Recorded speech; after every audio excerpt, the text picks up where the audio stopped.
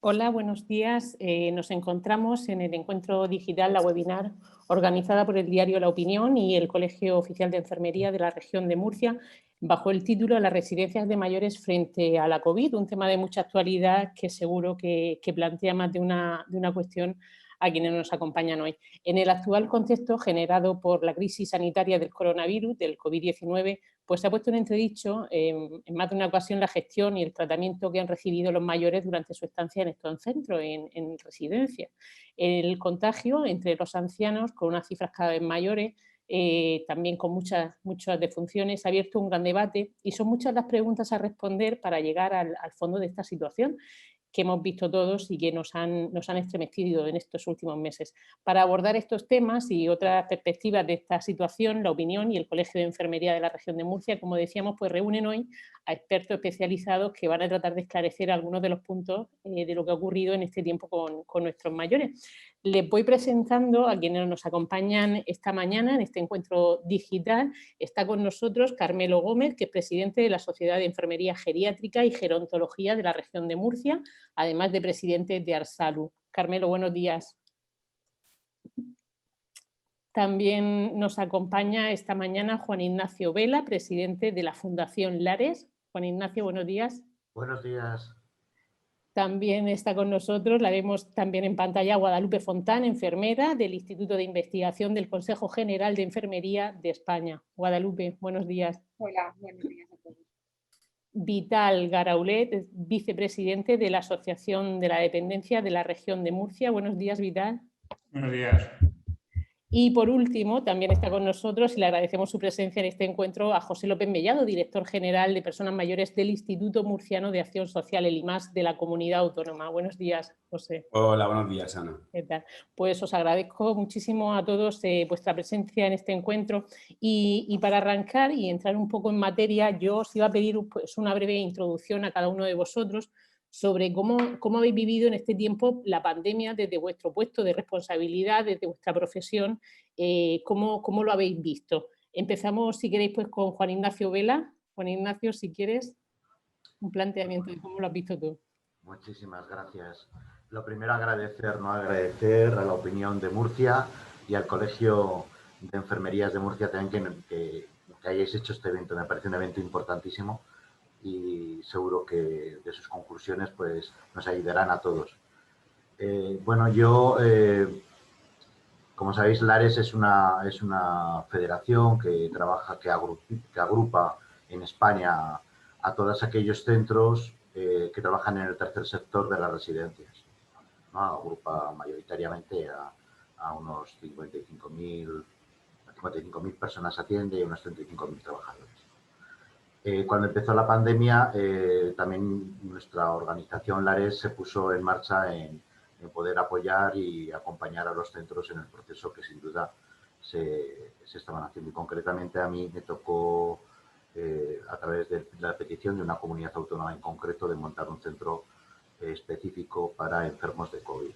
Ahí he estado y bueno, todavía estoy dirigiendo el centro desde el mes de marzo, al principio de marzo, desde el 9 de marzo, por ahí, cuando empezó todo. La verdad es que lo he vivido, me preguntas que cómo lo hemos vivido, que cómo lo he vivido personalmente, pues lo has vivido dentro de a una gran velocidad, o sea, parece como si nos hayamos metido en un nave de alta velocidad, ¿verdad? Y que de pronto nos ha situado, cuando hemos salido del mismo, en un escenario totalmente diferente, en el cual no conocíamos ni lo que había ni lo que no, y en cambio nos ha hecho adaptarnos a ese medio. Lo he vivido con el sufrimiento que puede suponer el ver sufrir a las personas, muchas personas a las cuales nos rodean. He acompañado a fallecer pues a medio centenar aproximadamente de personas he estado acompañando en estos días.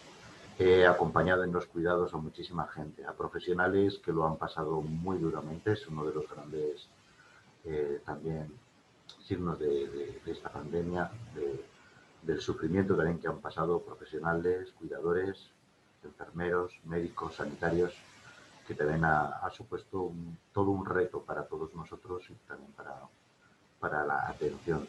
He visto a las administraciones desbordadas muchas veces también, igual que nosotros, intentando buscar soluciones o imaginando escenarios que pudieran ser diferentes a los que estaban, pero realmente la realidad nos abocaba, nos ponía en una situación totalmente diferente. He visto que más que nunca la cooperación y la colaboración entre administraciones, entidades, organizaciones sociales y entre todos son los únicos que pueden marcar la solución cuando existe un problema de estas características. Lo he vivido también desde la solidaridad de montones de personas, empresas y personas particulares, la ciudadanía, que ha participado y participa en intentar ayudar y resolver lo que ha supuesto esta pandemia. O sea, ha sido un periodo, que imagino igual que a todos, impresionantemente intenso, que a mí me ha hecho crecer, indudablemente me ha hecho crecer gracias al estar al lado de grandes profesionales y grandes personas que me han ido ayudando, ¿no?, en este proceso. Y me han hecho cuestionarme muchas cosas, desde los valores y desde nuestros valores éticos y morales, de cómo actuamos y cómo hacemos, hasta el reconocimiento, ¿no?, de los valores que tienen ciertas personas en la solidaridad y en el compromiso por atender a nuestros mayores. Es una situación complicada, como decía, sobre todo en ese acompañamiento en los momentos finales de la vida, que tiene que haber sido muy, muy duro, seguro. Quería también preguntar por cómo lo ha vivido Guadalupe, bueno, ella desde su responsabilidad. Sé que desde el Consejo General de Enfermería pues han llevado a cabo incluso un estudio concreto sobre esta situación. Entonces, saber también, Guadalupe, ¿cuál es la situación que os habéis encontrado vosotros? Bueno, en primer lugar también agradecer la invitación para participar en este evento. Y desde el Consejo General de Enfermería ya existía previamente al inicio de la pandemia, ya estábamos trabajando en el análisis de la situación del ámbito sociosanitario residencial, porque detectábamos la preocupación de todos los profesionales, de los colegios profesionales que también nos lo hacían llegar de esa manera. Por lo tanto, habíamos iniciado un trabajo previo y análisis de cómo estaba a nivel nacional la situación en cuanto a tipos de centros, plazas y un poco las características y los trabajadores que había en ellas, las condiciones laborales. Cuando empieza la pandemia, pues a pesar de dar todo nuestro trabajo para poder ayudar tanto a profesionales como a la población en general, que se han hecho determinadas campañas, consideramos importante el hacer un análisis de lo ocurrido, incluyendo también en ese cuestionario que ya se estaba trabajando, para haberlo hecho de todas maneras. Empezamos a cambiar un poco esa visión y ampliar todo lo que podíamos hacer visible o averiguar de lo que estaba pasando y lo que había pasado en el ámbito residencial con respecto al COVID, ¿no? Entonces se hizo un estudio de opinión entre el mes de mediados de junio y de julio, en la duración de un mes, en el que se ha recogido en una muestra de 272 centros distintas cuestiones relacionadas a través de los profesionales de enfermería, distintas cuestiones que se les planteaban sobre pues las condiciones en las que se trabajaba, cómo se podían realizar su trabajo diario y cómo se habían visto afectados esos centros por la COVID. Entonces, yo quiero poner encima de la mesa determinados, es un estudio amplio que está colgado en la página web del Instituto Español de Investigación Enfermera en las publicaciones para quien quiera acceder a esta información. Y quiero poner sobre la mesa pues, determinados aspectos importantes, ¿no? Como puede ser la media de enfermeras que había en estos centros, que los centros...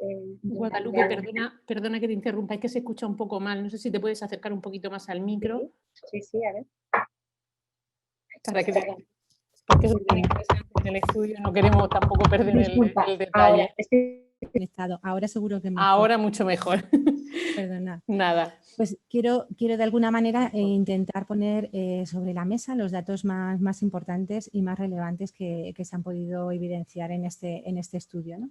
Entre ellos está pues, lo que es la media de enfermeras por centro, que en centros entre 50 y 100 residentes la media era de 5,6 enfermeras para esos centros, el que la importancia de la valoración de la capacidad funcional a la hora de poder gestionar los cuidados que necesitan esos residentes es muy importante, el poder evaluar ese nivel de dependencia y las necesidades de cuidados que requieren. Y sin embargo, bueno, a pesar de que entre el 56% de los pacientes, alrededor del 56%, tenían un grado severo o de gran dependencia, sin embargo, a nivel de la organización de los cuidados y las cargas de trabajo no se realiza esa valoración en gran número de centros. De hecho, el 23% de los centros no dispone de herramientas informáticas para poder hacer unos registros correctos de enfermería, para poder hacer esa planificación de los cuidados con el riesgo que esto conlleva luego para los residentes. En cuanto a los profesionales de enfermería, también hemos evidenciado que el 57% no tenía más de 5 años de antigüedad. Existe mucha rotación en los profesionales. Puede que también esté debido, porque ellos lo evidencian así, tanto a la sobrecarga asistencial que sufren, que más o menos variando entre los turnos, en un turno una enfermera puede llevar entre 100 y 50 residentes en el ámbito privado en este caso, ¿no? Y bueno, pues el 93% de ellos refieren que tienen que delegar determinadas acciones porque no dan abasto por falta de plantilla y un exceso de trabajo, cuando además más o menos entre el 25 y el 40% no se sustituyen las ausencias de los profesionales. Esto era algo que ya venía ocurriendo y que con esta situación de pandemia pues ha puesto más en evidencia la problemática que hay, ¿no? Otra problemática importante es la formación. El 91% de los centros no piden una formación específica a los profesionales de enfermería relacionado con el cuidado del anciano. Teniendo una especialidad de enfermería especialista geriátrica, pues es muy llamativo que no exista ese requisito, ¿no? para la contratación como tal, que haya una formación más específica y que el personal esté más cualificado. Y luego, bueno, pues se ha evidenciado también pues, la falta de EPIs y la falta de material. Esto creo que es algo que ya pues, los demás compañeros tocarán también. Y bueno, sí que nos preocupaba mucho saber que ya había pasado esa primera ola, qué iba a ocurrir o cómo se habían preparado de cara a la siguiente, ¿no? Y una de las cuestiones que planteábamos era ver si ya tenían un plan de respuesta todos los centros consultados. Y había un 12% que en el mes de julio todavía no tenían ese plan para este tipo de situaciones. A pesar de lo que se había vivido, todavía no estaban con esa parte lista y preparada para una siguiente ola. Y de hecho, el 46% de las residencias, según referían los profesionales consultados, no se encontraban preparadas para una segunda ola. Y esto, visto ahora en el mes de octubre, pues es algo que sigue preocupando mucho. Hay más cuestiones, pero creo que el tiempo es limitado y hasta aquí puedo aportar de momento. Luego podemos seguir hablando sobre ello. Muchas gracias. Pues gracias, Guadalupe. Ahora seguimos profundizando porque hay datos preocupantes, como ese último que decías de que no están aún preparadas para esta segunda ola, pese a todo lo que hemos pasado ya con la primera. Seguimos con los invitados. Le damos paso también a Vital Garaulet para saber cómo han vivido ellos esta pandemia sanitaria y como asociación de dependencia de la región de Murcia, que es un sector pues, muy frágil también. Vital. Buenos días, gracias Ana. Bueno, también quiero agradecer tanto a tu periódico, a La Opinión, como al Colegio de Enfermería de la región de Murcia, pues que hayan hecho esta webinar. Creo que es interesante escuchar pues un poco lo que es la opinión de las personas implicadas en el sector, que muchas veces durante esta pandemia pues no hemos sido los que hemos tenido más voz.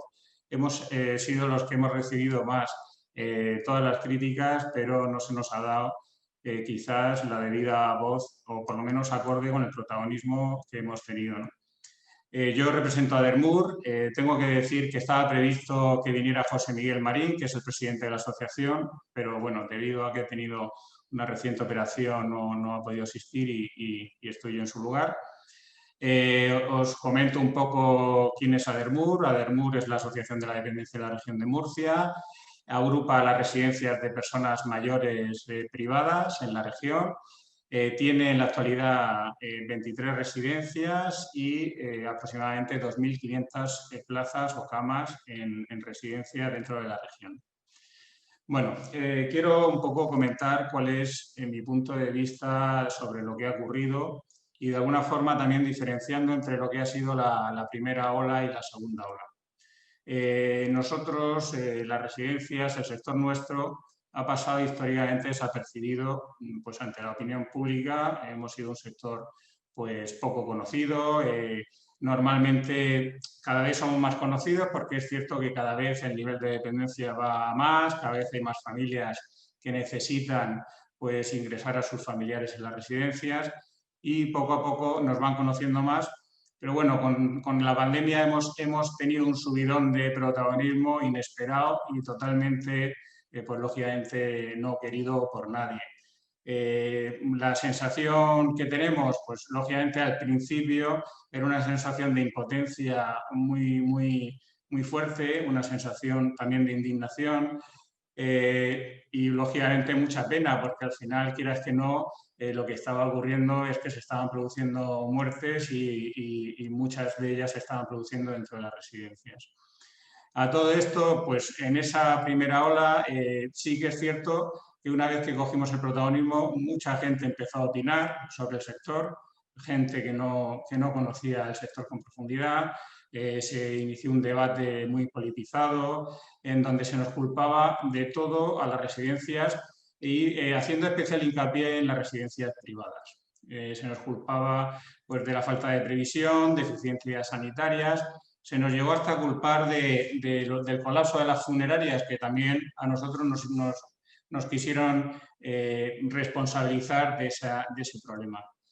Pero bueno, yo lo que creo es que, gracias a Dios, ha ido pasando el tiempo, la gente sabe más, la opinión pública conoce más un poco lo que ha pasado y, bueno, cada vez tenemos más datos, no tenemos los datos suficientes, pero bueno, lo que es cierto es que básicamente lo que pasó en la primera ola al principio es que no estábamos preparados, es decir, nadie estaba preparado.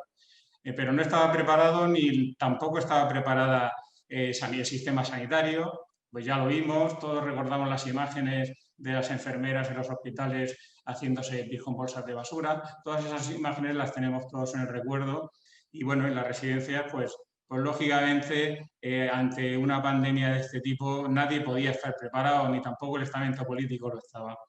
De hecho, quería comentar, el Ministerio de Sanidad publicó la primera guía de actuación en residencias el 21 de marzo.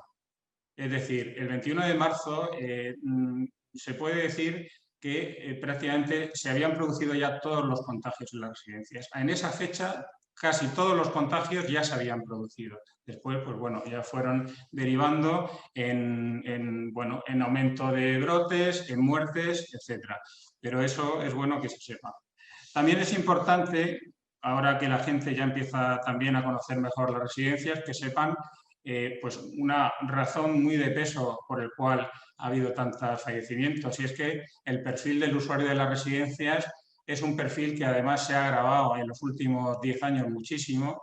Se debe saber que el 90% de los residentes de residencias son o grandes dependientes o dependientes severos, el 50% del total son grandes dependientes, es decir, dependencia grado 3. Es importante que se sepa que la media de edad se acerca a los 85 años, que son usuarios pluripatológicos y, bueno, y luego también hay una cuestión muy importante que se debe saber, que es el tipo de atención que se da en las residencias. Es un tipo de atención muy estrecho, es una atención muy de contacto. Tenéis que tener en cuenta que a la mayoría de las personas que hay en residencias pues se les tiene que bañar, se les tiene que duchar, hay mucho contacto y eso lógicamente pues ha influido también mucho sobre todo en la primera ola, ¿no? También hay cuestiones como que los residentes, la mayoría, tenéis que saber que aproximadamente el 70% de los residentes en las residencias de España sufren de demencia. Esos residentes no se les puede poner una mascarilla. Es decir, si tú le pones una mascarilla a un residente con demencia, lo más seguro es que se la quite a los 2 segundos y sea peor el remedio que la enfermedad. Eso, al final, son todo condicionantes que nos llevan a dificultar muchísimo lo que es la gestión de la pandemia. En la segunda ola sí que es cierto, creo que estamos más preparados. Lógicamente se han hecho muchísimos protocolos, se han puesto esos protocolos de acuerdo con Sanidad, por lo menos en la región de Murcia y con el IMAS. Creo que se está haciendo en ese sentido una labor importante. Puedo decir y pondría la mano en el fuego que los protocolos que hay en las residencias en toda España son los más estrictos que hay en todo tipo de organismos, o sea, incluso más que en los hospitales. Lo tengo totalmente asegurado que es así, pero bueno, lógicamente sigue habiendo brotes porque hay una incidencia altísima en la población. Las residencias son muy intensivas en trabajadores, tienen muchos trabajadores y al final pues los trabajadores viven y aunque llevan muchísimas precauciones, pero están también en la calle. Y luego tenéis que saber que hay un 25% en la región de Murcia acumulado de asintomáticos, es decir, son gente que aunque quieras aplicar los protocolos es muy difícil detectarlos, ¿no?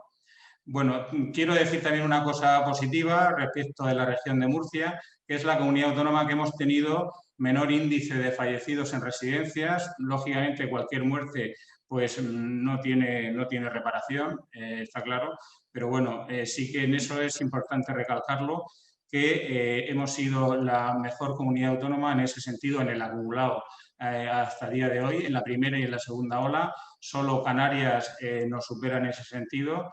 Y bueno, lógicamente, pues algo habrá tenido que ver las cosas que se han hecho bien y sobre todo ha tenido que ver que nosotros en la primera ola tuvimos, gracias a Dios, una semana de cuello respecto a otras comunidades autónomas para prepararnos y eso influyó muchísimo. Gracias, Vidal. Sí, porque ese margen que tuvimos en la región de Murcia, que llegó más tarde, también nos permitió pues, adaptarnos y ver lo que pasaba en otras comunidades. Seguimos con los participantes. José López Mellado, quería saber también tu impresión, porque en el IMAS habéis tenido también un papel muy importante en el control, de estos centros. Entonces, por saber también cómo os habéis organizado vosotros, cómo habéis vivido esta pandemia. Bien, en primer lugar, Ana, agradecer a la opinión y, por supuesto, al Colegio de Enfermería de la región de Murcia por organizar este evento, que lo que hace es ofrecer transparencia, información y abrir la comunicación y el hilo conductor de todo lo que está ocurriendo, en este caso, en la residencia, en esta fatídica etapa del COVID. Saludar, como no, a mis compañeros de mesa virtual, a varios de ellos los conozco porque frecuentemente tenemos reuniones y estamos en contacto directo prácticamente todos los días. Bien, no estábamos preparados, efectivamente, como ya ha comentado Vital Garraulet, no estábamos preparados, pero en ningún sitio, en ningún estamento, en ningún país ha sido una pandemia mundial. Pero sí tenemos que, y estamos en una continua reflexión de cómo mejorar y de cómo prepararnos para la siguiente oleada. Si bien es verdad que se adelantó porque los datos epidemiológicos y todos los científicos en ningún momento pensaron que esa oleada iba a llegar tan pronto. Al final nos encontramos en una situación en la que, pese a todos los protocolos que se han ido estructurando y organizando y que en su momento se hicieron en tiempo récord, yo no estaba en ese momento, pero sí que el Instituto Murciano de Acción Social y la Consejería de Política Social actuó rapidísimamente, se hicieron numerosísimos protocolos que, junto con la decisión firme por parte del Gobierno regional de cerrar cuanto antes, en este caso los espacios sociosanitarios, evitaron que el número de fallecidos, cualquier fallecido, como se ha comentado, es una tragedia, es un drama. Yo estoy en contacto directo con muchísimos familiares que vienen a verme, que me escriben y es lamentable, pero sí es verdad que los datos están ahí. Fuimos los primeros en cerrar y los últimos en abrir, con ese plan de desescalada que establecimos. Eso unido al grandísimo trabajo, y en esto tengo que romper una lanza en favor de todas las residencias, tanto públicas como concertadas, que están en colaboración con el Instituto Murciano de Acción Social, el grandísimo y enorme trabajo que se hizo para que ese resultado, que al final queda en un número, pero los que hemos sido conscientes de todo ese trabajo, ese resultado es gracias a ellos. Y me vais a permitir que, además siendo enfermero, hago un agradecimiento a todo el esfuerzo de todas las categorías profesionales, no solo enfermeros, por supuesto, desde las recepcionistas, limpiadoras, cocina, auxiliares de enfermería, médicos, que vivieron no solo el ámbito profesional, sino el tener que volver luego a sus casas, con ese miedo, con esa inseguridad de poder poner en peligro a sus propias familias. Los que lo hemos vivido así, como decía también Vital, tenemos imágenes, experiencias y llamadas grabadas en nuestra memoria, que lo que tendremos que hacer es trabajar para que todo esto se solvente lo antes posible. Por parte del Gobierno regional seguimos implementando medidas, creo que a continuación tenemos otro turno de intervenciones donde podremos avanzar y matizar más cosas. Desde aquí el agradecimiento a todas las personas que seguimos y que siguen implicadas en que esto cuanto antes se solucione y termine. Muchas gracias, José. Y también queremos conocer pues, también la opinión de Carmelo Gómez, porque ellos han estado ahí al frente siempre defendiendo el papel de la enfermería geriátrica desde hace muchísimos años y saber ellos como profesionales de este sector cómo lo han vivido. Carmelo. Muchísimas gracias. Reitero el agradecimiento de mis compañeros. No me quiero hacer pesado porque, bueno, ya todos lo han dicho y yo lo confirmo igualmente, tanto a la opinión, por la oportunidad y tener un panel público para poder expresarnos, como al Colegio de Enfermería, que como sociedad científica y también como enfermero le tengo que agradecer que desde el primer momento he recibido llamadas directamente de los responsables del Colegio de Enfermería, de Eduardo Estrella, el secretario, presidente, para acompañarnos desde el primer momento en lo que se pudiera. Y eso creo que hay que hacerlo público y quería manifestarlo a la parte de sociedad que nos está escuchando.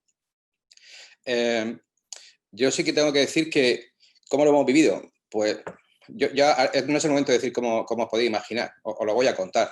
Lo hemos vivido con mucho miedo, al principio con mucho miedo, como todos.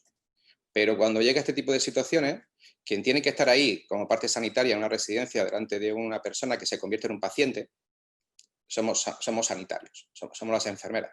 Se nos ha exigido cosas que algunas de nosotras ni siquiera sabíamos que teníamos que hacer. Y esto es algo que hay que decirlo, porque al principio aquí todo el mundo estamos bien y todo el mundo le hemos aplaudido, pero al principio se nos increpó. No podemos olvidar esto, ¿eh? Se puso en duda incluso nuestra profesionalidad. Digo enfermería como digo auxiliar de enfermería. Con los aplausos, fuimos los últimos los aplausos. Creo que contará yo, ¿no? El día que aparecimos con los aplausos, pero que hubo algo que se rompió, definitivamente. Hubo algo que se rompió. Los aplausos fueron de la gente de calle. Echamos mucho de menos los aplausos de las instituciones, porque creo que durante muchos años hemos estado asumiendo funciones que las propias instituciones saben que se estaban haciendo ahí al borde de una tapia y que yo personalmente he reivindicado, por ejemplo, aquí en las distintas legislaturas del Gobierno de Murcia, y no se han hecho caso entre 0 y menos 10. Entre 0 y menos 10. Entonces, claro, de ahí pasamos después a esa fase de preocupación. ¿Qué va a pasar con todo esto, no? Mayo, junio, estamos todos felices, casi expectantes, porque había muchas promesas de protocolos, de cosas, pero estamos en la segunda oleada ya y nos da mucha sensación a veces, con cierta perplejidad, de que sigue funcionando lo que funcionó muy bien al principio, que era aquel equipo sanitario que se montó en salud. Vamos, creo que estamos más que satisfechos y felices con el CORECAS y los miembros que lo componen por haber trabajado a pie de cama en cada residencia, pero no olvidemos que la atención en residencia es más allá del COVID, más allá de la situación que se ha evidenciado desde marzo. Vivimos en una situación muy complicada desde antes de marzo, todas las residencias de Murcia y las enfermeras que estamos trabajando en las residencias de toda España en general. Por eso, claro, creo que es bueno, a la hora de decir que hemos vivido, yo particularmente mucha reflexión, con mis compañeras mucha reflexión también, llamándonos entre todas. Si algo he encontrado durante estos meses ha sido la enorme solidaridad entre las enfermeras de toda España, con la Sociedad Española de Enfermería Geriátrica. El grupo ardía, compartíamos protocolos, nos pasábamos cosas, muchos ánimos. Nos damos, vamos, yo, ¿qué os voy a decir? A mi compañera Julia de Barcelona, a Fernando de Asturias, presidente, acá, vamos, muchas veces más desde fuera, que es lo que te duele, que desde dentro de tu propio entorno cercano, ¿no? ¿Y qué se ha evidenciado? Pues que realmente no se cree en la residencia como un sitio donde se puedan atender bien a los mayores. Desde las instituciones no se lo creen, y si ellas no se lo creen, esto es un problema. Estamos aquí, la gente habla en general de que aquí estamos, tenemos que hacer cosas en plan impersonal, ¿no? Cuando realmente estamos diciendo que hay gente que se tiene que sentar ya, delante de las asociaciones, delante de las sociedades científicas. Si ya sabemos muy bien, y el estudio que ha presentado el Consejo General de Enfermería lo está evidenciando ya con números, con datos, cosas que, bueno, viene a confirmar lo que todos suponíamos y sabíamos, habrá que sentarse ya y habrá que empezar a deliberar para poder tomar las riendas del tema. Hemos echado de menos, bueno, que al final se reconozca ese papel. Las enfermeras especialistas en geriatría y en general las enfermeras que trabajan en residencia, las motivadas, las que dice el estudio que se quedan más allá de sus años, somos líderes de cuidado. Es decir, quien lleva el peso de los cuidados en una residencia, no nos equivoquemos, no es un facultativo, que el facultativo está durante una hora muy concreta en la residencia para cosas muy concretas y es un papel fundamental. Pero quien se queda 24 horas, 7 días a la semana, asumiendo esa carga sanitaria, creo que no podemos olvidar, y sería injusto, es la enfermera que está allí intentando llevar todo esto lo mejor que se puede, que ha sido, creo, la gran olvidada durante todos estos meses y sigue siendo la gran olvidada. El papel de la enfermería, que ahora profundizaremos también de cómo las necesidades que hay. En Murcia ya sabemos que estamos también a la cola en ratio de enfermeras a nivel nacional y es un tema que seguro que sale ahora durante la mesa. Pues para entrar en materia ya de cuestiones que se han ido planteando, hemos visto que en la residencia se han vivido verdaderos dramas durante la pandemia, con muchas diferencias de unas comunidades a otras. Comentaban también algunos compañeros que se debía, pues eso, gracias al tiempo que no tuvimos de margen para prepararnos y ver lo que pasaba en otros sitios, pues nos fuimos adaptando, aunque faltaban esos protocolos. No sé qué pensáis vosotros que ha podido fallar para no estar a la altura de lo que se necesitaba en ese momento. No sé quién prefiere intervenir. Guadalupe, el micrófono, por favor. Sí. Ahora te escuchamos. Yo creo que una de las que se ha dicho, pero quizá no tan claramente, es el tema de la coordinación asistencial entre los distintos niveles es fundamental. Y creo que esa ha sido una de las cosas que ha fallado y que a día de hoy todavía está pendiente de resolver. Creo que el que haya esa dispersión, ¿no? de información, el que no haya sistemas de información integrados, el que no compartamos toda la información de los pacientes entre los diferentes agentes que intervienen en el proceso, eso es importantísimo. Entonces yo creo que tiene que haber sistemas únicos de información y que estén enfocados a los procesos de los pacientes, o sea, que no esté, que podamos hacerle ese seguimiento y esa trazabilidad allá donde esté, porque el paciente hoy está en una residencia, mañana tiene una reagudización, tiene que acudir a un centro y tiene que haber una continuidad asistencial. Y creo que esa es una de las cosas más importantes que ha fallado y que tenemos que resolver, porque es algo que yo creo que todos tenemos claro que es necesario y, sin embargo, la implementación y la puesta en marcha de esas mejoras y soluciones debería llegar lo antes posible. No sé qué opinan mis compañeros. Sobre eso... Carmelo. Perdón. No, sé Carmelo. Ahora pasamos con Ignacio. Confirmo un poco, un poco no mucho, lo que dice Guadalupe. Yo creo que la atención, decimos coordinación sociosanitaria, están llamando ya eso, coordinación sociosanitaria, cuando realmente todavía no sabemos ni lo que es la coordinación sociosanitaria. Y claro, ponerle nombre a cosas que todavía no sabemos qué son, tiene un peligro, que es que queremos un nuevo estanco donde meter ahí lo que nadie sabe qué es. Y eso es un problema. Coordinación sociosanitaria parte de ahí, de poder unir instituciones como la nuestra, que son sociales, que hacen a veces funciones sanitarias con los estamentos que deben dar atención sanitaria, que en este caso, atención primaria, no solamente hospitalizada. Es verdad que los compañeros están súper saturados. Es cierto, primaria está ahora mismo al borde del colapso, si no está ya en algunas comunidades. Pero también tengo que decir aquí que no es culpa de las residencias que eso sea así. Necesitamos que haya esa coordinación de información y ese flujo de trabajo. Juan Ignacio también quería intervenir. Guadalupe, bueno, yo estoy totalmente de acuerdo con lo que están comentando los compañeros. Pero la pregunta, creo que hablabas de la diferencia que había territorial, ¿no?, entre los casos. Creo que Guadalupe, en uno de los temas también, a lo mejor a otro, yo sé que el Inserso, por las conversaciones que tenemos, está trabajando en una unificación de criterios para saber realmente los casos y tipificar qué tipo, porque si ni siquiera el Estado sabe lo que ha pasado en fallecimientos, imaginaros lo que estamos discutiendo aquí, ¿no? Es muy complicado. Entonces, hay comunidades autónomas, ¿no? Muchas, la mayoría ya tienen sistemas integrados de gestión, los SIR-COVID, los sistemas de información del COVID que se han ido integrando en las residencias en muchas comunidades autónomas y pueden ser elementos. Pero creo yo que hay varios elementos que podían. Uno es que ya la pregunta yo creo que es errónea, porque parte del juicio de que la residencia ha tenido un problema y no es un problema de la residencia. Como conocemos nosotros, es un problema que es una pandemia, es un problema. Lo que pasa es que está en un colectivo muy delicado, claro, pero nadie mira a los que han fallecido en un hospital. O sea, pienso que hay una intencionalidad social de contar un relato, una historia.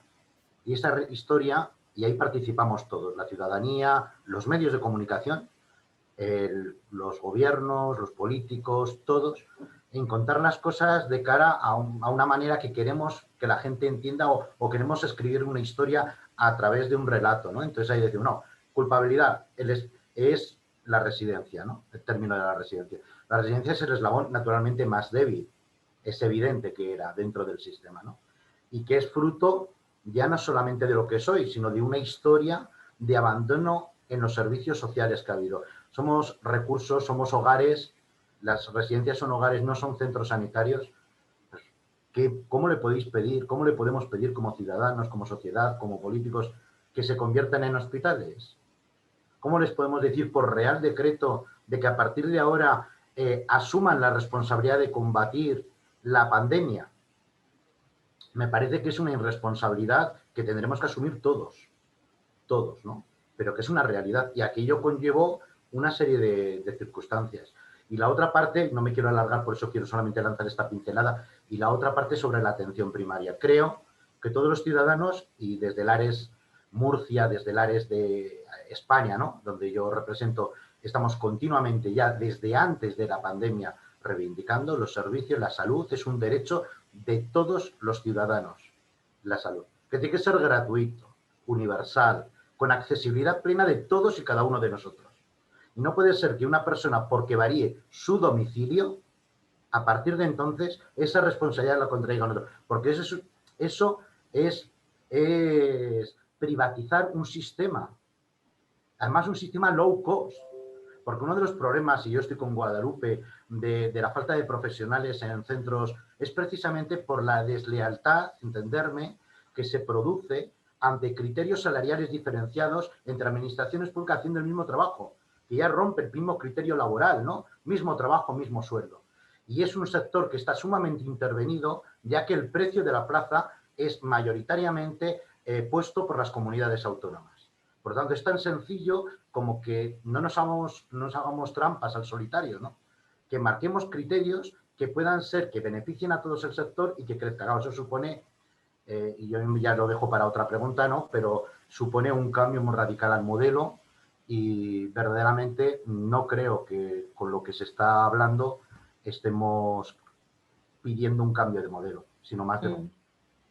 Mencionaba Juan Ignacio que las residencias son el eslabón más débil. No sé si también durante esta pandemia, esta crisis sanitaria, han sido la grande olvidada. O sea, se le ha tenido un poco relegada, se ha centrado todo el esfuerzo en reforzar hospitales, centros de salud, rastreadores, y las residencias han quedado un poquito al margen hasta que se han dado cuenta de lo que estaba pasando en ellas. Hombre, yo creo que, vuelvo a decir, es un relato, o sea, han sido olvidadas para lo positivo, no para lo negativo. O sea, verdaderamente están en el foco del huracán, en el foco de la pandemia, cuando hay que hablar dónde hay que intervenir, dónde hay que actuar y dónde, que será otra pregunta, ¿no? ¿A coste de qué? No solamente del funcionamiento, también de la vida de las personas que están allí. Al coste de su libertad. Cerramos primero las residencias y luego cerramos el país para que no vinieran del extranjero. Cuando lo normal, para evitar ese contagio comunitario, esa transmisión comunitaria, debería de haber sido haber cerrado el país, no las residencias. Pero la residencia está el colectivo más débil y a él le hemos exigido aislamiento, la pérdida de socialización, le hemos exigido todo. ¿Cuántos han muerto de COVID? Muchos. ¿Cuántos han muerto por las consecuencias derivadas del COVID sin tener COVID? Muchos. El incremento de suicidios en España se ha multiplicado por 4, el 400%. Es ya la primera causa de muerte en nuestra sociedad, muerte externa, no ocasionada por una enfermedad, ¿no? Por encima de los accidentes de tráfico, etcétera, etcétera, naturalmente. O sea, vivimos una realidad muy... Entonces, decir no, la residencia, pienso que es un engaño que estamos haciendo entre todos. La residencia tiene que mejorar, tiene que estar dentro de un sistema, tenemos que articularlo más abierta a la comunidad y también, por parte de todos, coger esa responsabilidad que tenemos que asumir como ciudadanía, ya no digo ni como políticos, como ciudadanía, de que el cuidado es nuestro objetivo para vivir en comunidad. O sea, en esta comunidad, en esta sociedad donde nos hemos dado, el objetivo era defendernos de agentes externos y de cuidar a las personas más débiles, no de producir mucha riqueza. Juan Ignacio, creo que Carmelo también quería intervenir en esta cuestión. Yo la verdad es que, siguiendo el hilo que dice Juan Vela, nos conocemos muchos años, hemos trabajado juntos mucho tiempo también, pero de esto lo hemos hablado mucho e insisto en lo que he dicho antes, nunca nos han querido hacer caso. Por eso no somos olvidadas en la pandemia solo, hemos sido las grandes olvidadas en servicios sociales de forma tradicional. Un poco apuntando lo que decía antes Juan, yo en otras comunidades más o menos la proporción es la misma, pero el coste de plaza de una residencia suele ser un tercio de lo que cuesta una plaza pública. Y ese precio, como dice Juan, lo pone la comunidad autónoma. No atienden a otras cuestiones. ¿Qué ocurre? Que con eso tú tienes que intentar hacer lo mejor que puedas y sepas. En una atención social, insisto, la normativa que nos regula, que es del año 2005 y que eso es arcaico, aquí en Murcia, en otras comunidades del 99, pues llega un momento donde en ese escenario, claro que hemos sido las grandes olvidadas.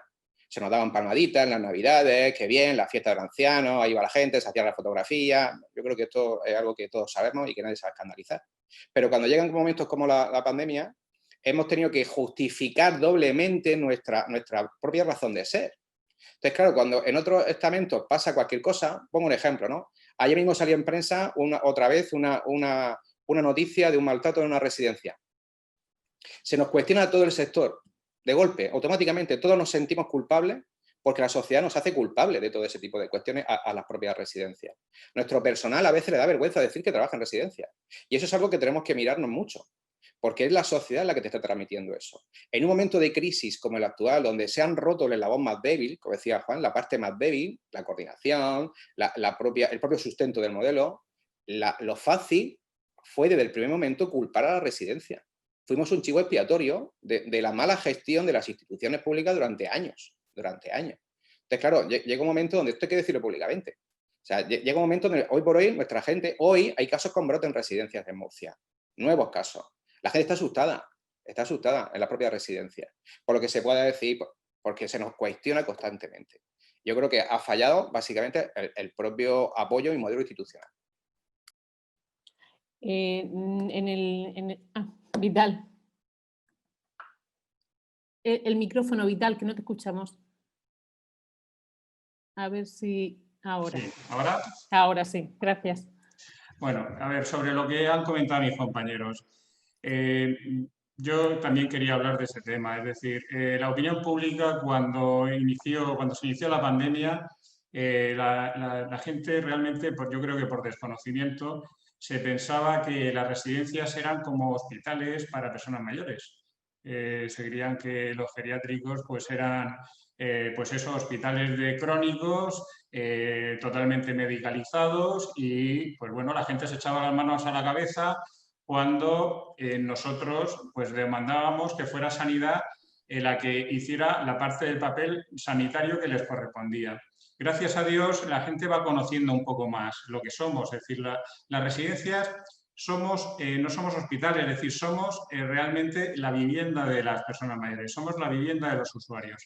Nuestra atención es básicamente social, es decir, nuestra atención es de cuidar a las personas que viven en las residencias e intentar hacer su vida lo mejor posible dentro de que están dentro de sus últimos días y lo que intentamos es facilitarle la vida al máximo, intentar hacer su vida lo más agradable posible en sus últimos años de vida. Lo último que deberíamos hacer es hospitalizar o medicalizar las residencias, sería un graso error. Es decir, nosotros llevamos ya desde hace algunos años cambiando el modelo y tendiendo hacia un modelo de la atención centrada en la persona, es decir, donde la persona es todo, pero desde un punto de vista social, que es el que realmente necesita esa persona que está en una residencia y que tiene, bueno, pues los problemas que puede tener. En ese sentido, yo creo que para algo creo que ha servido esto, para que la gente conozca mejor lo que hacemos y luego para exigir algo que venimos exigiendo durante muchísimos años, que es pues que Sanidad nos preste un poco más de atención.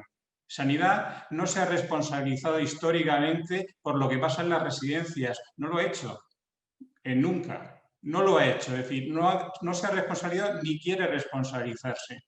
Y tenemos que tener, Juan lo ha dicho antes, tenemos que tener muy claro que el residente, el usuario de una residencia, es usuario del sistema público de salud igual que cualquier otro de nosotros y tiene todos los derechos como si estuviera en su casa.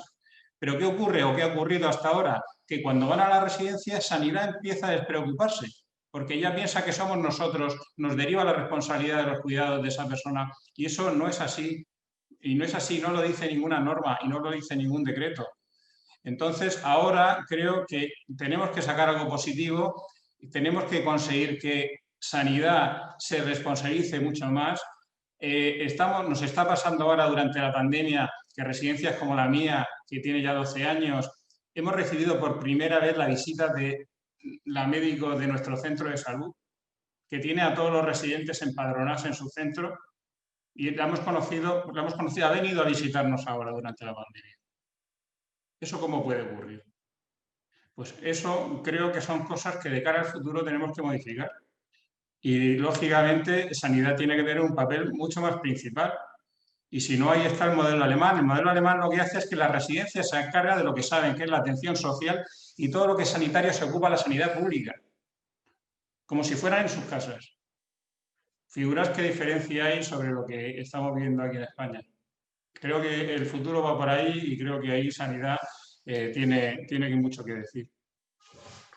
Uno de los temas que apunta Vidal, también para que tomen nota las instituciones, el papel sanitario de los centros sanitarios y sus profesionales dentro de la atención a los residentes, que no se les deje de lado, porque este caso que explica de que ahora, debido a la pandemia, la médico de familia ha ido por primera vez, es un ejemplo de la realidad que viví día a día.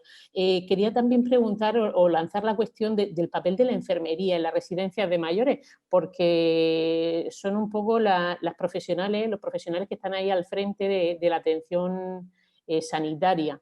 No sé si también, bueno, saber el papel que juegan los enfermeros en la residencia y no sé si uno de los fallos puede estar en la falta de profesionales, en esa falta de refuerzo de las plantillas o de formación para que sepan hacer frente a una situación como esta.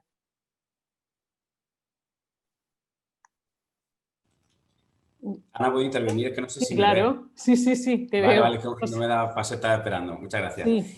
Bien, al margen de también responder a esta cuestión que estabas planteando, de todo lo que se ha comentado por parte de mis compañeros, incidir en algunas cuestiones. Con respecto a lo que Guadalupe comentaba, yo creo que por muchísimas personas, yo creo que prácticamente todos los profesionales conocen la ICC Samsonet, la plataforma que el Instituto Murciano de Acción Social incluso puso a disposición del Ministerio de Derechos Sociales y que muchísimas comunidades autónomas, muchos directores generales han llamado aquí al IMAS para interesarse por una plataforma que incluso, y todos los que somos sanitarios y venimos del Servicio Murciano de Salud, la complejidad y lo complicado que ha sido siempre que OMIAP o Selene, incluso con hospitales concertados, pudiéramos hacer un trasvase de información inmediato ya entre el propio sistema sanitario, pues óbice para que las residencias tuvieran esa dificultad.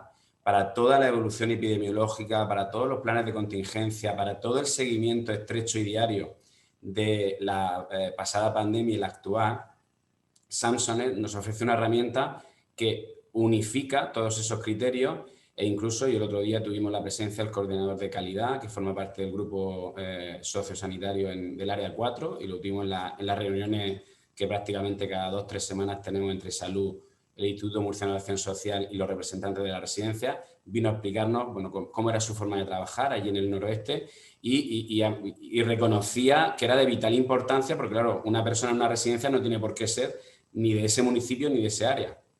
Y con esta aplicación se ha permitido que la consulta por parte de la propia residencia y del área de salud sí sea al margen de el municipio, es decir, todo lo que es la dispersión geográfica y territorialidad desaparece. Entonces, poner en valor esto, que hay que seguir avanzando, que hay que seguir mejorando, pero ya hemos iniciado un camino que ha facilitado muchísimo cuestiones vitales en temas de, por ejemplo, los resultados de PCR y que ahora, por ejemplo, con la puesta en marcha de los test de antígenos, pues también va a ser positivo sobremanera.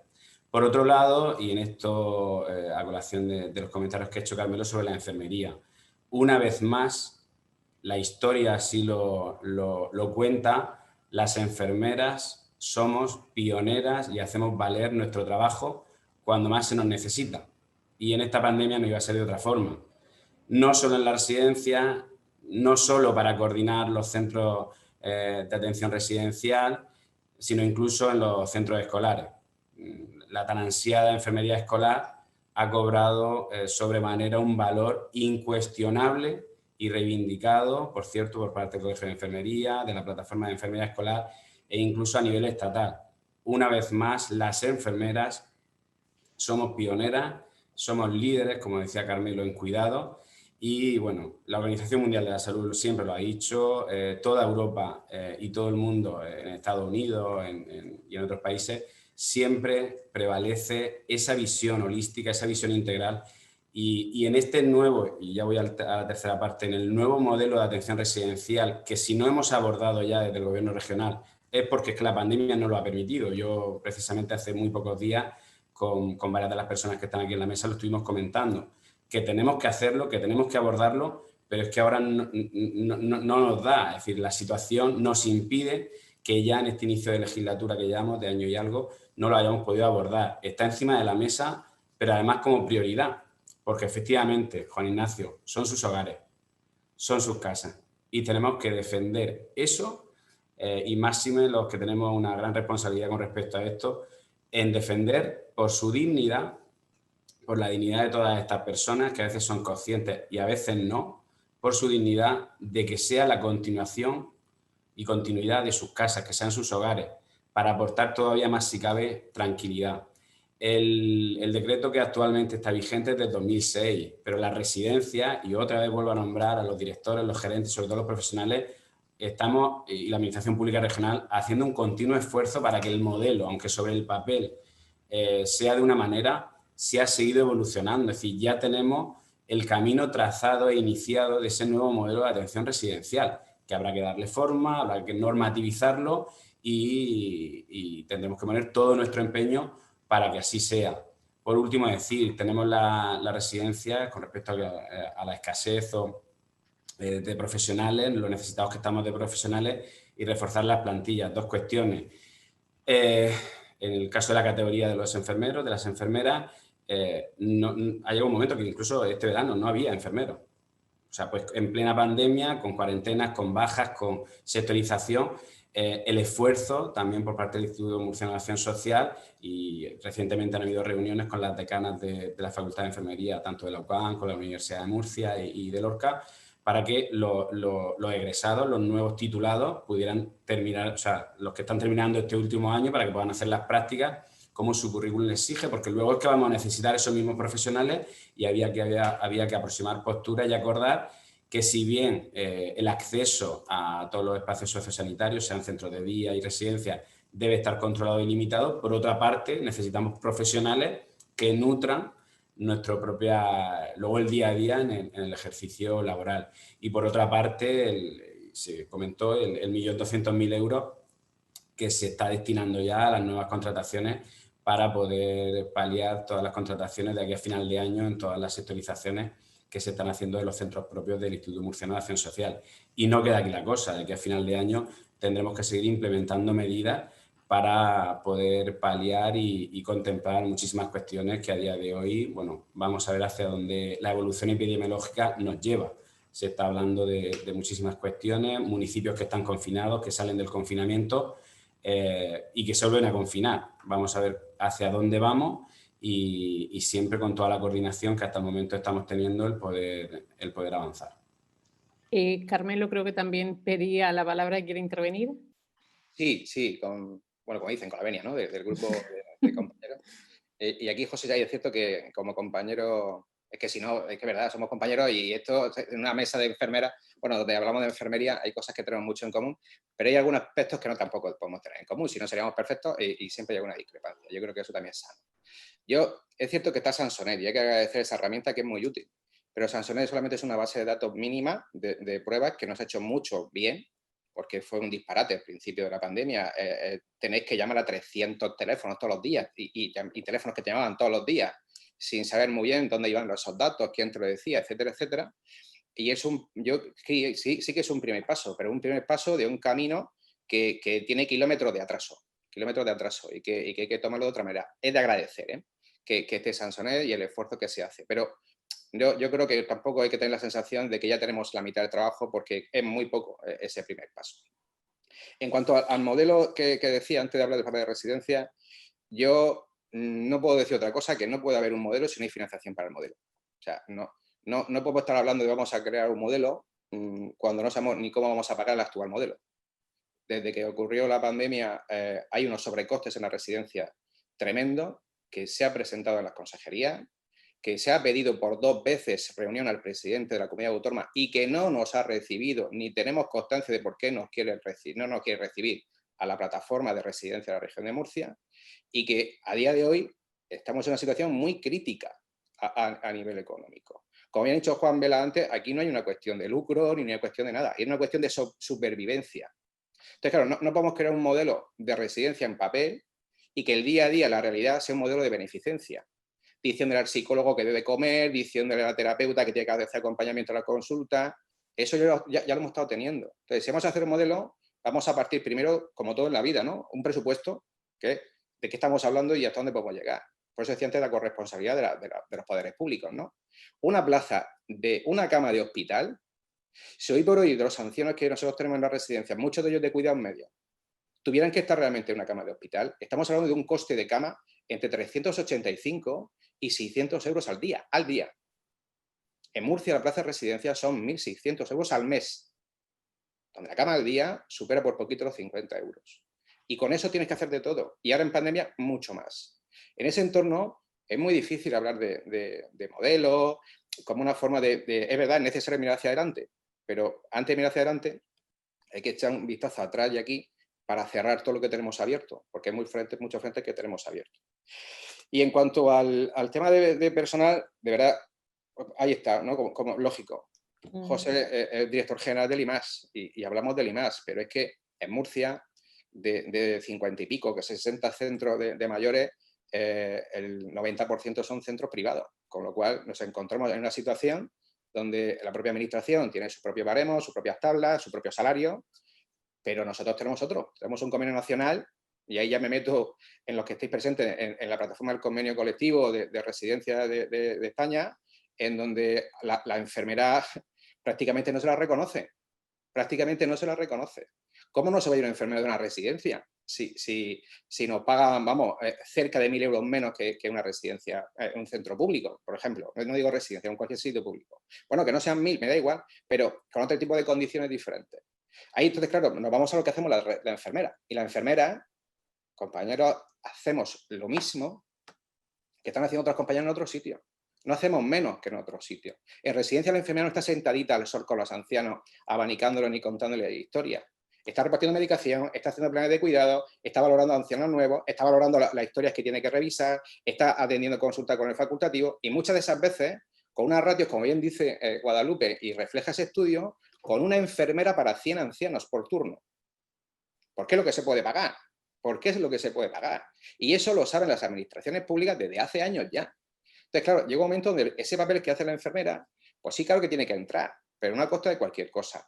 En Murcia, por ejemplo, a mí me causa estupor que en el siglo XXI, el año 2020, a mí se me llamara, después de reivindicar 1000 veces la unidad docente multidisciplinar para enfermería, para los EIR, para preparar a nuevas enfermeras especialistas, que se me llamara en el mes de mayo porque hacía falta correr para presentar un expediente, pues porque claro, como había saltado el pollo de la residencia, había que correr con la unidad docente. Yo como presidente de la Sociedad Murciana de Enfermería Geriátrica, No sé ni dónde se va a montar esa unidad, ni si la va a dirigir, por visto, un geriatra, una geriatra, a la enfermera, me explico, ¿no?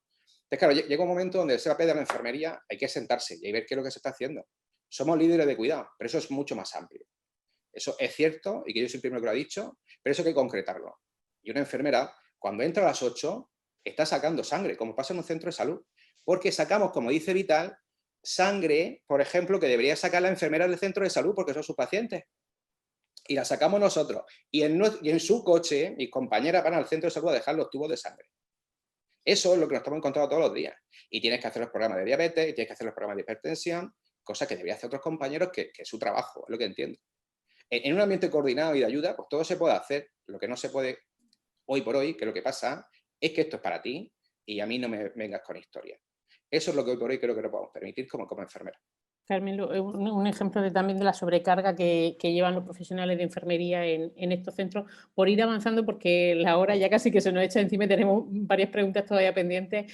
Si cualquiera quiere intervenir, que haga una señal o que abra el micrófono y le damos paso sin problema. Yo quería saber también, porque en la mesa hablábamos de cómo las residencias de mayores han vivido la COVID y también esa atención que se le ha prestado. Una de las cosas que siempre nos hemos preguntado desde los medios, incluso la población, esas restricciones que se hicieron en los centros de mayores a las visitas de familiares, claro, por un lado se planteaba como un aislamiento para protegerles, para que no entrara el virus en las residencias, pero no sé qué opinión merecen a vosotros que habéis trabajado en centros de mayores esas restricciones de familiares. No sé si esto también le ha podido pasar factura a los propios ancianos en su día a día, ese aislamiento. No sé, Vital creo que tiene el micrófono abierto, no sé quién prefiere intervenir. Bueno, o Guadalupe. Se ve que le da sin querer. Pues, bueno, no sé. Yo sobre las visitas de familiares, bueno, con eso ha habido mucha polémica. Está claro que en las residencias, desde el principio, desde que todo pasó, al principio sobre todo fue muy importante que las residencias en Murcia se cerraran una semana antes de que se declarara el estado de alarma. Eso fue muy importante porque seguramente se evitaron muchos contagios y eso pues, nos hizo que fue una de las razones por las cuales en la Comunidad Autónoma de Murcia hemos estado mejor en cuanto a las estadísticas. Hay una cuestión que hay que decir. Nosotros, lógicamente, somos partidarios de las visitas a las residencias. Creemos que para nuestros residentes es muy importante, es vital que puedan ver a sus familias con asiduidad. Así se ha estado haciendo incluso en el confinamiento, se ha intentado a través de videoconferencia todos los días que los familiares pudieran hablar con los residentes, aunque fuera a través de una tablet. Y luego, cuando ya terminó el confinamiento, nosotros hemos sido partidarios siempre de mantener las visitas y además con un protocolo que creo que se hizo muy a conciencia, donde participó tanto IMAS como Corecas, como residencias. Es un protocolo muy seguro, muy completo y creo que si el protocolo se sigue bien no tiene que haber ningún problema en que las visitas se puedan seguir produciendo con independencia de la incidencia que pueda haber. Debemos tener claro que ahí tiene que haber una colaboración por parte de las familias. Aunque nosotros podamos tener todo muy protocolizado, las familias tienen que colaborar, pero creo que en general las familias son muy conscientes de que tienen que colaborar. Creo que están entendiendo perfectamente nuestra situación.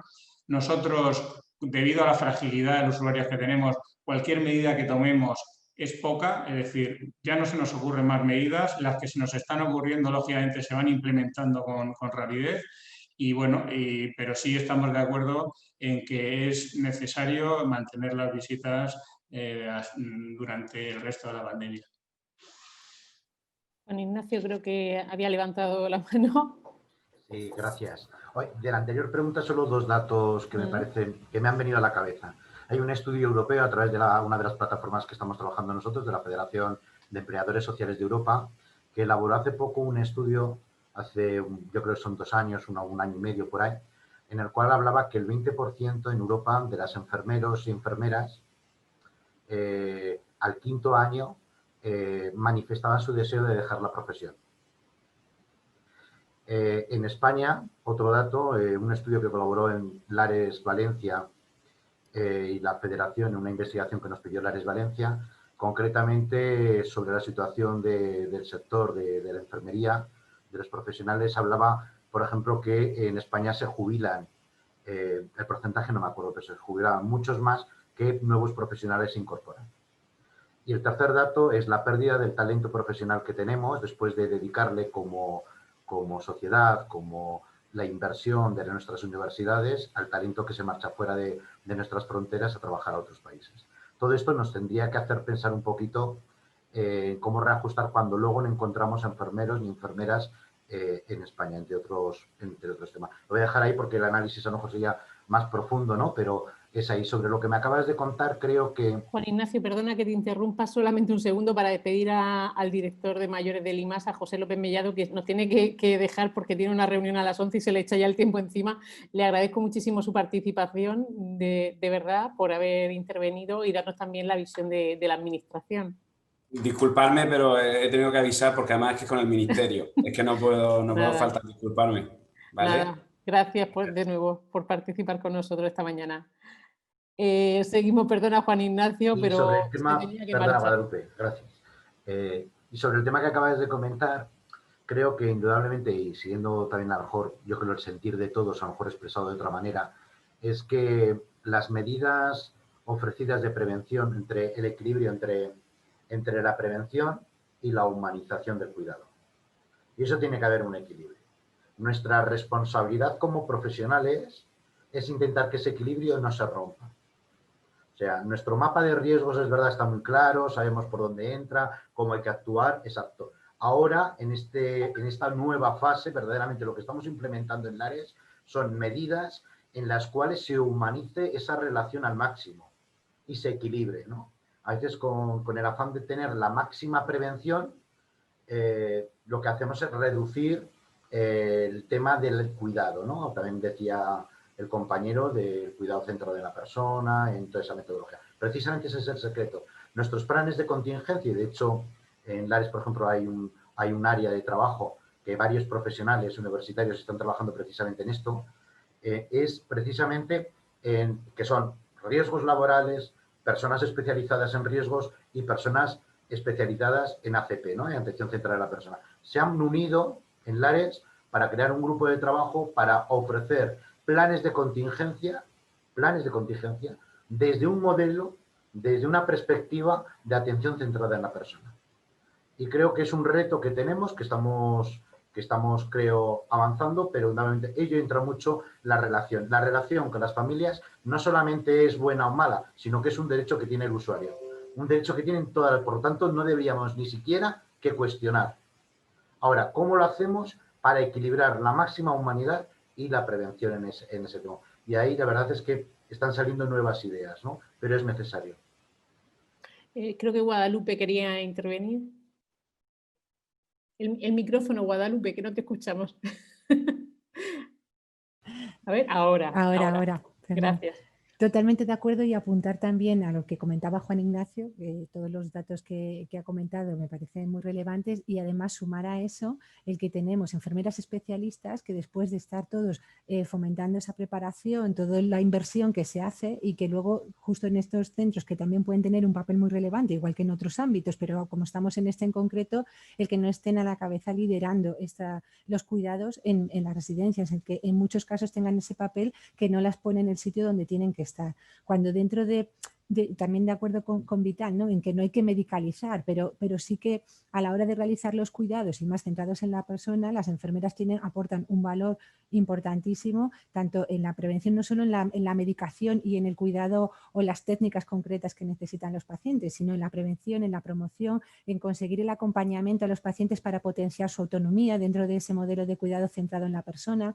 Creo que todo eso es un valor importantísimo que las enfermeras aportan en general y y las especialistas con mucho más peso también y mucha más evidencia. Entonces, creo que el perfil de los pacientes, como decíamos antes, son pacientes que van a mayor complejidad, pues por la edad y por todo lo que les rodea en su proceso vital, y que hay que acompañarles, y la enfermera ahí tiene, aparte de la atención aguda en un momento de medicalización, tiene otro papel muy importante que tiene que estar siendo muy relevante en el ámbito residencial y en los centros.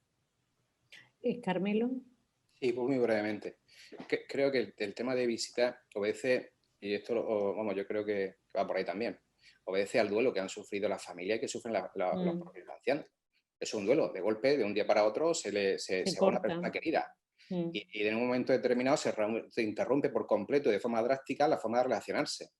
Es una relación muchas de las veces muy mediada por ese sentido de culpa que a veces tienen la familia, que la sociedad le impone, ¿no? Por haber llevado a tu padre o a tu madre a una residencia. Con lo cual, muchas familias están pasando muy mal. Los mayores lo están pasando muy mal, pero yo sé de familiares que lloran al irse a la puerta del coche después de terminar la visita. Una visita una hora entera o lo que haga falta. Entonces, llega un momento donde, como bien dice Juan, es muy complicado.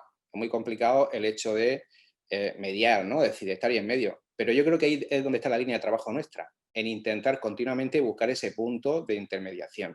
No podemos hacer la solución fácil de protocolización 100%, y nosotros aquí en Murcia, por lo menos nuestra experiencia murciana es muy favorable. Aquí el grupo que se creó en sanidad, el grupo de Corecas para trabajar, yo creo que no, Vital me puede confirmar o no, pero yo creo que se trabajó mucho en esa línea de vamos a intentar encontrar puntos intermedios para poder.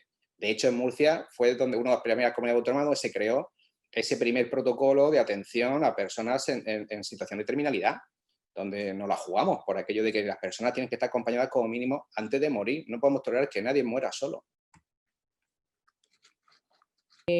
Vital. Sí, a ver, quería comentar sobre lo que se está hablando, lo que han hablado los últimos intervinientes. Respecto a lo que es sanidad, antes he comentado todo lo que ha pasado hasta ahora. Hay una cuestión que ha comentado antes Guadalupe, el tema de la historia clínica, por ejemplo, de los usuarios de residencias. Todavía no entendemos cómo esa historia clínica no es compartida con sanidad. Es decir, son plazas públicas las que tenemos, en donde nuestro médico es el que los atiende, es el que los conoce, y al final pues hay una descoordinación que se produce por un hecho tan insólito como ese, que todavía en el año 2020, con todo lo que hemos avanzado en cuanto a tecnología, que sanidad no tenga la voluntad, porque yo creo que es un problema de voluntad, no es un problema técnico, es un problema de voluntad, no haya querido todavía integrarnos en ese sistema donde podamos compartir la información de nuestros usuarios, y eso es algo que venimos demandando mucho tiempo y que esperamos que después de todo lo que hemos visto y que muchos problemas se han ocasionado por esa desinformación y esa falta de coordinación, que se empiece por ahí, que se empiece por integrar la historia clínica dentro de las residencias. En cuanto a, por decir cosas buenas, es cierto que estamos ilusionados. Sanidad ha creado este grupo Corecas, con el que estamos trabajando mucho en las residencias y el IMAS, que es un grupo de sanidad que han ayudado en los casos que ha habido de brotes en residencias, y creemos que esa coordinación o ese grupo debe seguir coordinado con las residencias en el futuro y con el IMAS. Estamos haciendo reuniones quincenales donde nos ponemos en común todos los protocolos, todas las ideas que nos van surgiendo que puedan mejorar la seguridad de nuestros usuarios, las estamos discutiendo, debatiendo y poniendo en práctica, y creemos que es muy importante que esa reunión, ese comité, continúe en el futuro y sea un primer eslabón para cambiar las cosas y que la coordinación sociosanitaria mejore en el futuro. Y ya una última cosa que también relacionada con lo que ha comentado Carmelo. Nosotros, es cierto que el modelo, cuando se vaya a hablar del modelo en toda su profundidad, que como bien ha dicho el director general de Personas Mayores, se debe hacer cuando termine esta segunda ola, esta pandemia. Ahora mismo estamos centrados en lo que estamos. creo que es importante que ese modelo, como ha dicho antes Carmelo, que se haga pues teniendo en cuenta también un presupuesto económico y que lo que se pida, lo que se exija y lo que se normativice vaya acompañado de una asignación económica. Podemos estar de acuerdo que pueda haber mayor implementación de personal, enfermería, todo eso está muy bien, pero lógicamente si eso no va aparejado de una asignación económica, pues con los 56 euros que nos pagan el IMAS al día por residente, pues es que ya no da más de sí, es decir, bastante hacemos con lo que estamos haciendo ahora mismo. Y ya por último, respecto a lo que ha comentado de los costes de la pandemia, pues estoy de acuerdo con Carmelo, estamos luchando las tres asociaciones por lo que consideramos que nos merecemos y porque hemos tenido y estamos teniendo unos gastos extraordinarios pues importantísimos y que están ya, hemos pasado un estudio, están ya calculados, están estimados y no entendemos por qué todavía por parte de la presidencia del gobierno regional no se nos ha dado una respuesta a este tema. Pues aprovecho lo que comenta Vital para lanzar la última pregunta porque nos hemos pasado de tiempo, aunque se nos ha ido el director general de mayores, que es quien debería escuchar las peticiones, pero yo quería preguntaros a vosotros, que sois los que estáis ahí al frente de este sector, ¿qué pediríais a los responsables políticos sanitarios? Hemos escuchado durante el debate pues, algunas cuestiones, como el tema de una mayor atención sanitaria, los costes también, que se aumente ese precio por plaza. ¿Qué pediríais vosotros a los responsables políticos y sanitarios para mejorar la atención a estos mayores en las residencias?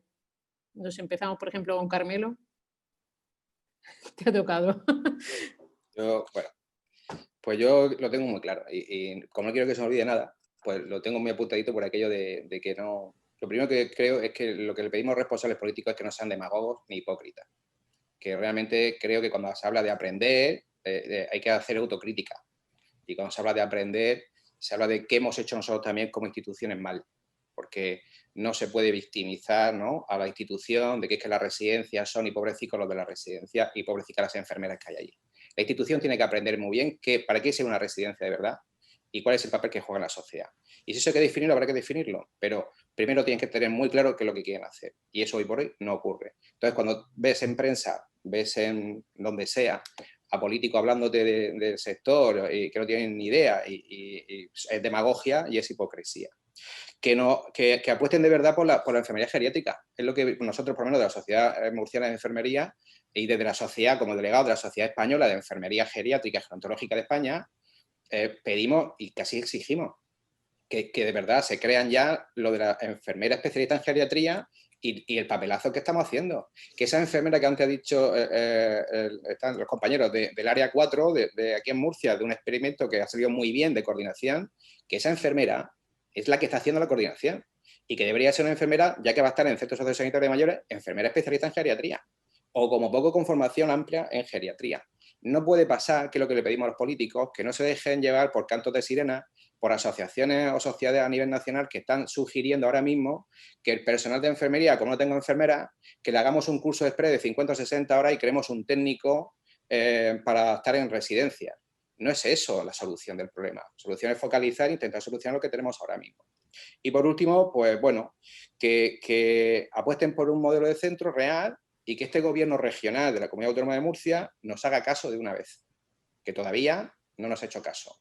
Sentarnos en una mesa a las asociaciones para poder soltar lo que tengamos que soltar, para eso no vamos entonces a verlo a ellos, vamos a un psicólogo, pero no a representantes políticos. Cuando uno va a ver a representantes políticos de máximo nivel, como consejeras, consejeros, lo que pide son soluciones. No estamos pidiendo que nos compren un coche, estamos pidiendo que de verdad pongan el foco en residencia, porque son mayores y merecen la atención nuestra, de toda la sociedad. Guadalupe, no sé, ¿qué dirías a los responsables políticos y sanitarios? Bueno, pues siguiendo un poco la línea de Carmelo, que en muchas cosas pues no voy a reiterarme, siguiendo en esa línea, la necesidad de mejorar las condiciones laborales de los profesionales en estos centros, porque creo que es evidente que parte del problema es que no conseguimos fidelizarlos porque las condiciones no son buenas, porque hay muchas diferencias entre trabajar en un ámbito o en otro. y luego el escuchar realmente a los profesionales, el que estén en las mesas de toma de decisión para que puedan aportar todo el valor que tienen por su experiencia, por su conocimiento y por la preparación, y las enfermeras tienen que estar ahí. Eso es lo que les pediría. Gracias. Juan Ignacio. Bueno, pues yo creo que lo primero que les pediría es la interlocución real, ¿no? Porque realmente no ha habido hasta ahora, y en la actualidad todavía están mirando para otro lado, ¿no? No hay una interlocución real, y la capacidad de escucha al sector. Pienso que uno de los que no se ha tratado aquí es la dignificación del sector. O sea, hay que dignificar este sector, y así sus profesionales, incluidos los enfermeros, tendrán la dignidad que se merecen, igual que el resto. Y también escuchar a las personas mayores. Las personas mayores en Europa, según los estudios, y en España, ¿no?, nos dicen que quieren vivir en su casa. Y es ahí donde se tiene que focalizar la atención y convertir que aquello que cuando no puedan vivir en su casa sea la residencia como su propio hogar, como su propia casa. Y por lo tanto, tienen que escuchar. No esto es lo que yo quiero hacerles a los mayores, sino lo que ellos nos piden que hagamos por ellos, ¿no? Entonces yo creo que ese factor también hace falta. Pienso que a nivel, ha salido, pero por pedirles, es que sean responsables, corresponsables a lo que dice la Constitución, que los ciudadanos tengan la sanidad para todos, ¿no? Y que no la excluyan ni pongan una sanidad más barata, un low cost a las residencias, diciéndoles que sean ellos quienes ejerzan una sanidad de otro lado. Por lo tanto, la coordinación con sanidad tiene que ser estrecha, y atención primaria ya hay comunidades autónomas que han hecho decretos ya para coordinar esto y poner profesionales de atención primaria al servicio al servicio que quiera coordinarse con las residencias para poder trabajar estos temas. Les pediría también presupuestos. O sea, ha salido el plan de choque de 600 millones, es ridículo, es una falta de respeto a las necesidades del sector. Si antes de la crisis Lares ya en sus estudios hablaba de que por lo menos se necesitan 1.000 millones anuales para sostener el sistema de la dependencia de aquí al 2030 de ampliación cada año, ¿qué hacemos con 600? Si solamente en un ejercicio el Estado ha dejado de aportar 1.400 millones de euros al sistema de la dependencia. ¿Qué hacemos con 600 en 3 años? ¿Qué hacemos? ¿Qué modelo nuevo está diciendo la Administración? No nos está dando ningún modelo nuevo. Esos 8.000 millones que se necesitan de aquí al 2030 en conjunto de todas las administraciones es de lo que debería de hablar ahora siquiera. Y el modelo debe ser cambiado. Nada que no pueda ser cambiado tiene futuro. Por lo tanto, nuestro modelo tiene futuro, pero tiene que ser cambiado. Tiene que modelarse a las necesidades de la ciudadanía y a los recursos que hay. Y creo que les pediría también una mirada responsable a la gran labor que se está haciendo desde las residencias, desde el tercer sector, en mi caso, que son las que atendemos, que estamos sustituyendo, no a la salud, a lo que debería de ser un derecho de los ciudadanos, a un servicio público, que en ese servicio que siempre decimos, ¿no? Nuestras residencias están allí donde la administración no llega y donde lo lucrativo pues no le interesa llegar. Bueno, pues ahí queremos estar, ¿no? Queremos seguir estando ahí, pero por lo tanto necesitamos el apoyo que necesita el sector para ser colaborador, cooperador del sistema público de la dependencia, que es lo que aspiramos a que pudiera ser. Y por último, Vital. Sí, vamos, yo ya más o menos he comentado algunas de las cosas que creo que debería o que les pediría a nuestros políticos, pero bueno, yo resumiría un poco en 3 aspectos que creo que son lo que tenemos que sacar de positivo de esta pandemia, bueno, en la que todavía estamos.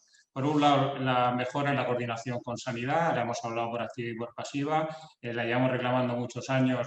Ahora creemos que sanidad nos está empezando a escuchar. En ese sentido, pedimos mucha más implicación de sanidad en las residencias.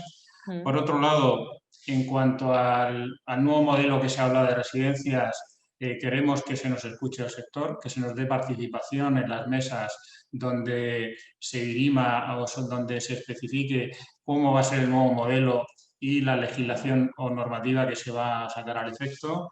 Y luego, por último, que cuando se hable de ese nuevo modelo, que por favor que se piense ante la duda, que se piense en el bienestar del residente, en el bienestar del usuario, que creo que es el que tiene que ser el protagonista de cualquier nuevo modelo que se saque hacia adelante, y que que se dejen los políticos de cuestiones políticas, de cuestiones de cara a la galería, que no beneficien exclusivamente al usuario.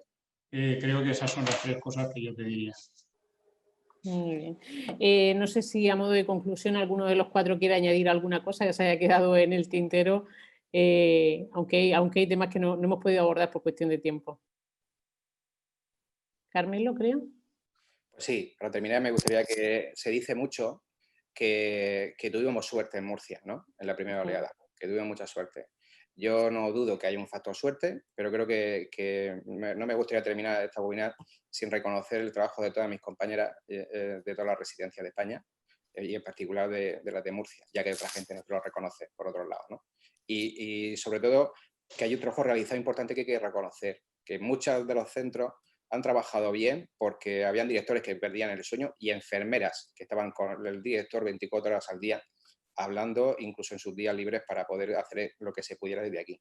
Que eso no puede quedarse en el tintero, que se tiene que aprovechar para poder crear un modelo. Gracias, Carmelo. No sé si alguno de los participantes quiere añadir algo más o aprovechamos para despediros. Agradezco a los 4 la participación. José López se ha tenido que marchar antes. Gracias, Carmelo, Guadalupe, Juan Ignacio y Vital por estar hoy con nosotros. Se nos han quedado muchas cuestiones en el tintero. También os quería decir que nos han llegado también preguntas de los participantes que han estado escuchando la webinar. Hay bastante. Muchos saludos para todos vosotros. Sé que son compañeros que os conocen y trabajan con vosotros también. Preguntaban también a Guadalupe sobre el estudio del Consejo General de Enfermería. Así que estas cuestiones pues ya las vamos respondiendo por privado porque nos hemos pasado del tiempo que teníamos estipulado. Muchísimas gracias de nuevo a los 4 y el próximo sábado 24 recordamos que sale publicado en el diario La Opinión pues una información sobre esta webinar y todo lo que se ha ido aportando. Gracias. Muchas gracias a vosotros. Gracias. Gracias. Muchas gracias. Saludos a los compañeros de Murcia. Hasta luego. Hasta luego. Hasta luego.